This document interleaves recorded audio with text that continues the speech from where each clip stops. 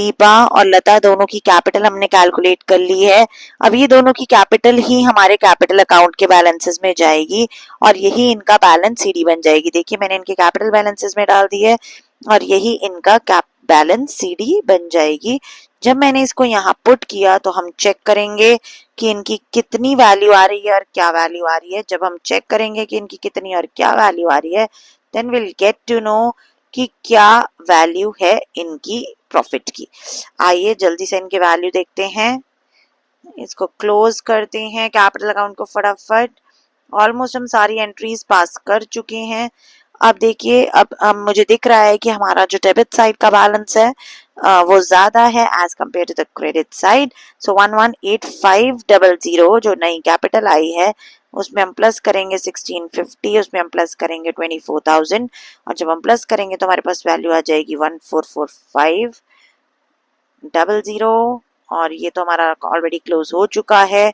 और जब हम क्लोज करेंगे हमारे पार्टनर को, लता को, तब हमें देखने को मिलेगा कि किस तरीके से लता का भी अकाउंट हमने क्लोज कर दिया है। इसका मतलब है कि इन दोनों का जो कैश का बैलेंस है वो इस तरफ बच रहा है। ये बैलेंसिंग फिगर है। आशा में तो कुछ नहीं आएगा। दीपा और लता का बैलेंस चेक करते हैं। 96,100 में से 17,000 को पहले माइनस करेंगे और 33,000 को माइनस करेंगे तो वी कैन सी हमारे पास वैल्यू क्या आ रही है 46,100 और जब इसमें से माइनस करेंगे तो वैल्यू हमारे पास आ रही है 56,650। इसको फटाफट से यहाँ क्रॉस पोस्ट कर देंगे लता और दीपा के नाम से। लता और दीपा के नाम से जब यहाँ पे क्रॉस पोस्टिंग हो जाएगी तो मेरा कैश अकाउंट पूरे तरीके से क्लोज हो जाएगा। ऐसा करने से मैं देख पा रही हूँ कि मेरा कैश जो है उसकी क्रेडिट साइड पे ही ज्यादा बैलेंस बचेगा।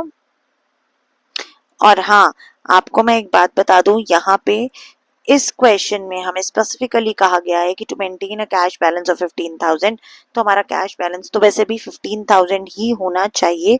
और जब हम यहाँ पे बाय बैलेंस सीडी करेंगे और हम कैश बैलेंस यहाँ पे 15,000 डालेंगे तो आपका क्वेश्चन यहीं से टैली हो जाना चाहिए कि क्वेश्चन बिल्कुल करेक्ट है कि नहीं है। आपकी दोनों साइड्स जो हैं वो इक्वल आनी चाहिए। ये आप डाल के देखेंगे और आप क्या देखेंगे कि इस साइड का बैलेंस आ रहा है 14,2,750। अब इसको क्रेडिट साइड के साथ कैलकुलेट करके देखेंगे तो what we will see is कि क्या हमारा क्रेडिट साइड का बैलेंस भी इतना आ रहा है कि नहीं आ रहा। 15,000 कैश मेंटेन करने के बाद बिल्कुल सही आ रहा है।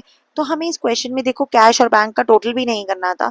क्यों नहीं करना था? हम चाहे बैंक अकाउंट बनाते ना बनाते, ये ऑप्शनल था, लेकिन हमने क्यों बनाया है? ताकि हमें ये पता रह सके कि क्या मेरा जो आशा और जो हमारा लता है, जो हमारी दीपा और लता है, उनके बैलेंसेस डालने के बाद मेरा बैंक अकाउंट ठीक से बनता है कि नहीं बनता। बैंक का यहाँ पे जीरो आना भी हमारे लिए एक साइन है कि हमारा क्वेश्चन बिल्कुल ठीक है।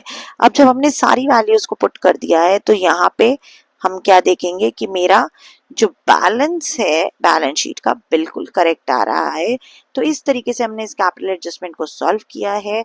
आप ध्यान से देख लीजिए revaluation account, partners capital, zoom in करके balance sheet, bank account, capital adjustment को ध्यान से समझ लीजिए। ये वो केस है जिसमें हमें एक मिनिमम कैश बैलेंस मेंटेन करना होता है, इसलिए हमने 15,000 का कैश बैलेंस भी मेंटेन किया है और उसमें से एक न्यू कैश बैलेंस को मेंटेन किया है, ओल्ड कैश बैलेंस को यहाँ से माइनस कर दिया है।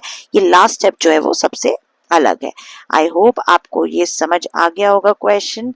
आपको नहीं समझ आया तो आप डीएम कर सकते हैं, कमेंट बॉक्स में अपना डाउट पूछ सकते हैं। तब तक के लिए वीडियोस को खूब सारा लाइक कीजिए, सब्सक्राइब कीजिए और चैनल को शेयर कीजिए। Thank you.